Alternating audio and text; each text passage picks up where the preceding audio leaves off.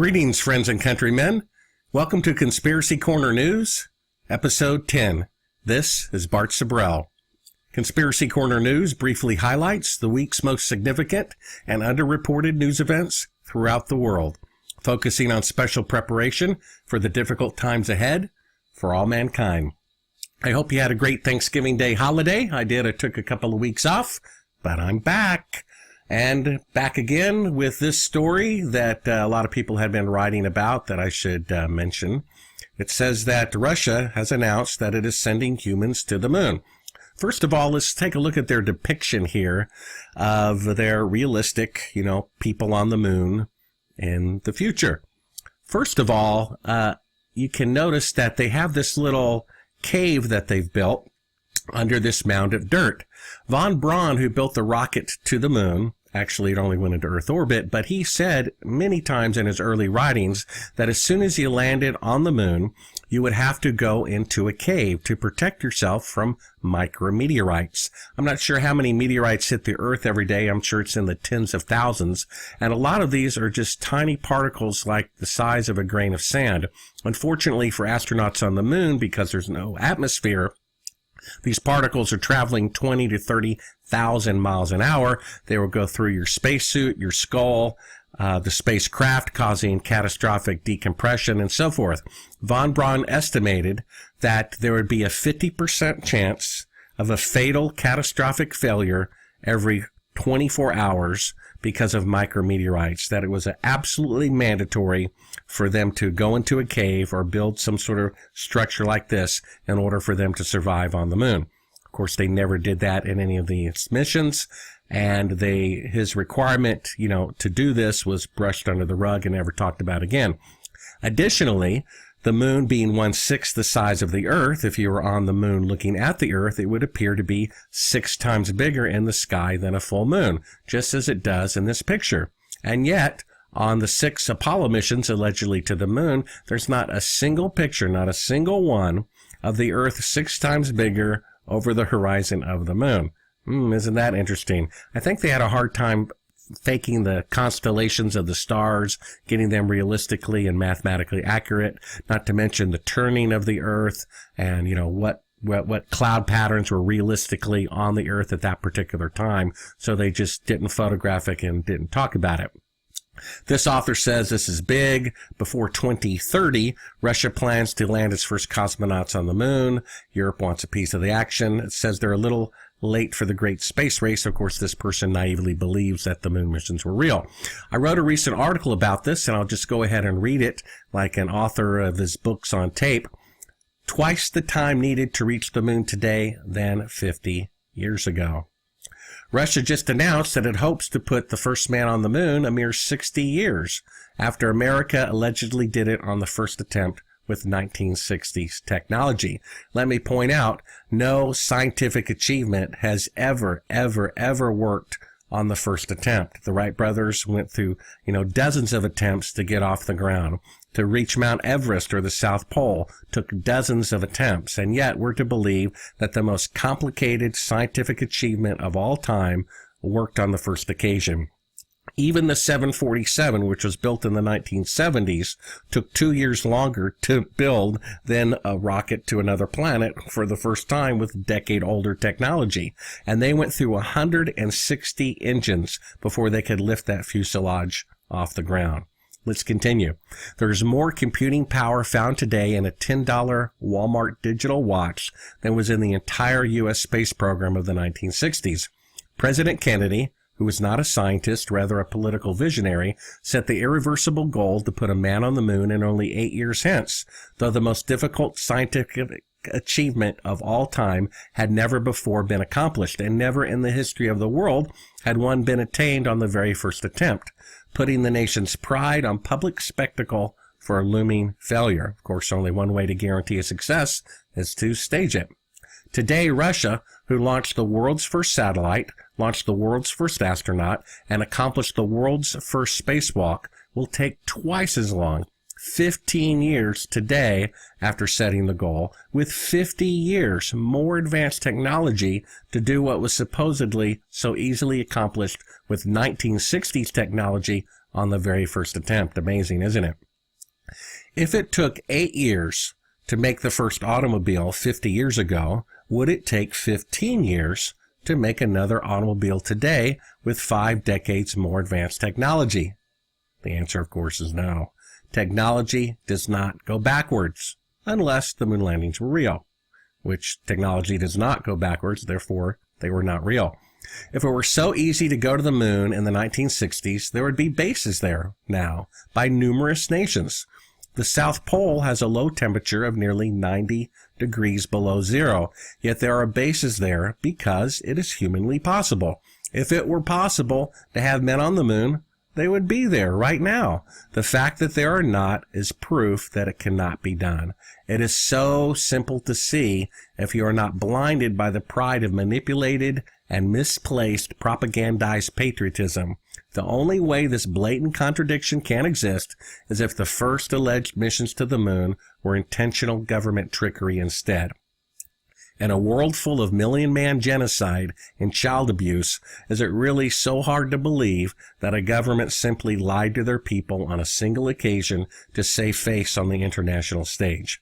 It is so simple to see to the humble learner, yet so hard to see by the prideful, who already thinks they know everything, closing their minds to life-saving truths so close within the weakened grasp of their starving hand.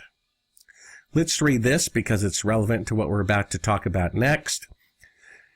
These are the seals of Revelation, prophecies of the end times. I, who is John, watched as the Lamb opened the first of the 7 seals. Then I heard one of the 4 living creatures say in a voice like thunder, "Come." And I looked, and before me was a white horse. Its rider held a bow. And he was given a crown, and he rode out as a conqueror bent on conquest. When the Lamb opened the 2nd seal, I heard the 2nd living creature say, "Come." Then another horse came out, a fiery red one. Its rider was given power to take peace from the earth and to make people kill each other. To him was given a large sword. Now, a lot of end-time theologians believe that that seal, the 2nd one, has already happened because peace is being taken from the earth and people are out there killing each other at random. That's what these terrorist attacks are. Whether they're domestic or foreign, whoever the boogeyman is, what they are doing is killing people at random. Whether they're good people, bad people, children, doesn't matter. So they believe, theologians of end times, that these seals have already happened and that this next seal is about to take place. When the Lamb opened the 3rd seal, I heard the 3rd living creature say, "Come." And I looked before me, and there was a black horse. Its rider was holding a pair of scales in his hand. Then I heard what sounded like a voice among the 4 living creatures saying, 2 pounds of wheat for a day's wage, and 6 pounds of barley for a day's wage, and do not damage the oil and the wine. So a day's wage today, on average, is about $100. So if you can imagine economic collapse happening at some point in the future, perhaps near future, when a loaf of bread will sell for $100. Now, here's the next seal and why it's relevant as well. It says, when the Lamb opened the 4th seal, I heard the voice of the 4th living creature say, "Come."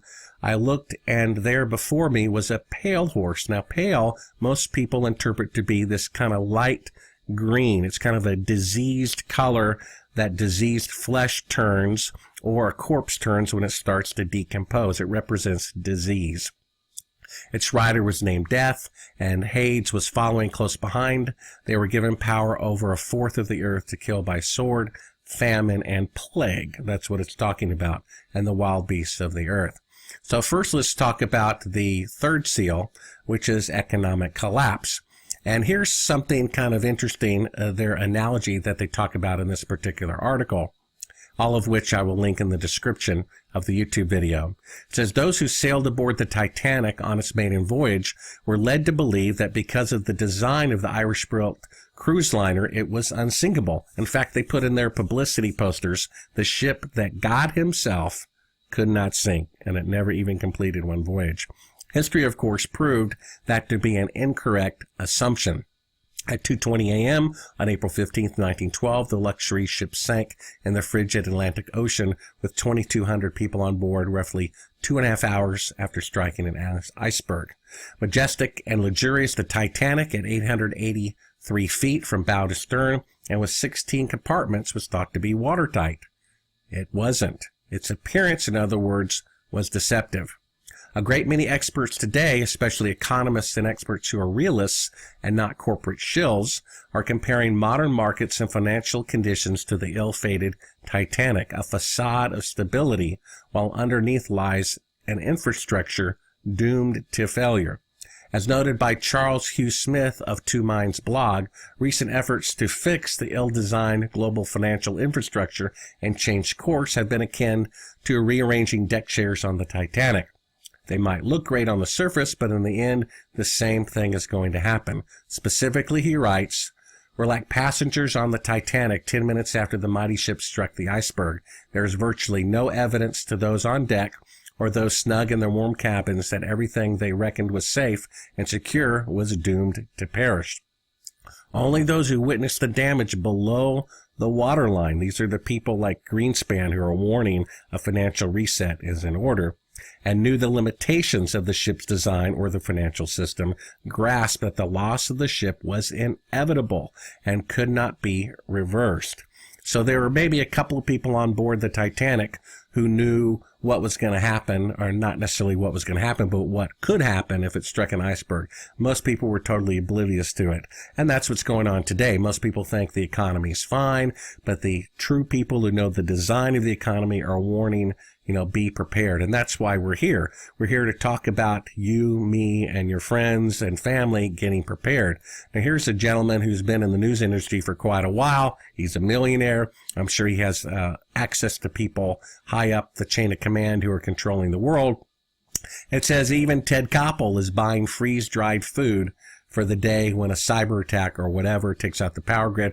We'll talk about that in a future episode. But the point is that Ted Koppel, a person in the know, it was leaked out somehow that he is a prepper getting ready for hard times ahead. He's an extremely intelligent person. I don't know if he's good or bad or anything, but he is getting ready because he knows the ship is about to sink. Now, if we go back to our revelation here, remember it says there was the pale horse. This is the fourth seal, and that is going to be plague. Here's a story out that says the prescribing of last resort antibiotics, that's all the other antibiotics have failed, is up nearly 50% from what it was a few years ago. Basically, antibiotics have been overprescribed by doctors like candy for the last 30, 40, 50 years, and that has caused resistance to disease. Now, there are natural antibiotics you might want to make a note of. Colloidal silver. We may do a video at some point in the future how to actually make that yourself. It's the only natural antibiotic that kills only the bad bacteria, leaves the good, and is actually safe for pregnant women. You can also use it to clean injuries and so forth. That's why they had silverware in the metal, in the Middle Ages on the metal, because it would kill bacteria and prevent food poisoning. Also, hospitals use it as silver scalpels, silver bed rating and doorknobs, at least the advanced ones in Switzerland, things like that. So basically, not only is economic collapse on the horizon, what may very well be after that is pandemic. And it may be used to control the population, to usher in martial law without calling it, because it would be a medical quarantine. People would be staying inside. So that's all that we have for today. This has been Brother Bart's Conspiracy Corner News, Episode 10. Are you prepared for eternity? Please tell your friends, share the link, give me a YouTube thumbs up if you like the video. Check out my new Facebook fan page linked in the description of this video.